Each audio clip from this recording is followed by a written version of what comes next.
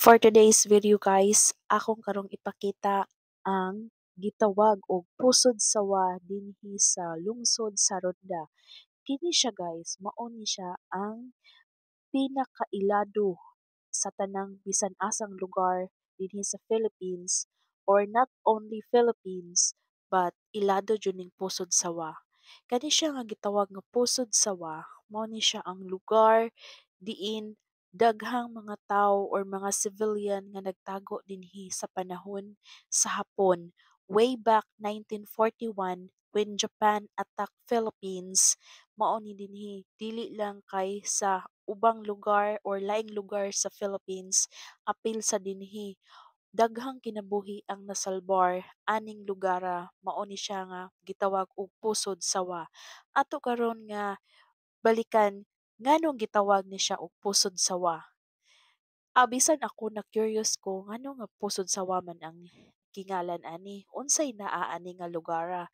So ato karon nga suroy or giadto ang maong lugar, pero tungod kay daghan siya og mga gitawag og kalibunan siya, naglisod ko og saka, pero akong gitry og saka sa mao nga lugar kay bungtod siya sa ibabaw, hawan kaayo siya. Kung tan-aw nimo siya sa layo, matawag gyud siya nimo nga kanang murag wala gyud ni anha or wala gyud tawo nga naa gapuyo dinha. Mao ni siya guys, ako nga gisulay og saka kay ako yung tan-awon og unsa gyud porma og tinuod ba gyud nga pusod sawa, ug moingon kag pusod sawa naa day pusod ang sawa.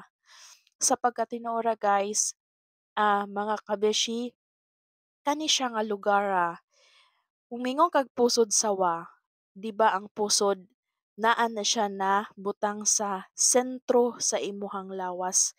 Naa siya sa center. Kung bisan asa nimo nga kuan tan-awon, naa siya sa sentro. Meaning to say, kani siya nga lugar, ang upat ka lungsod mao ni siya ang gitawag og sentro sa upat ka lungsod. Argao, Alcantara, Dumanhog, and Ronda. Pero naa siya nabilong sa Ronda.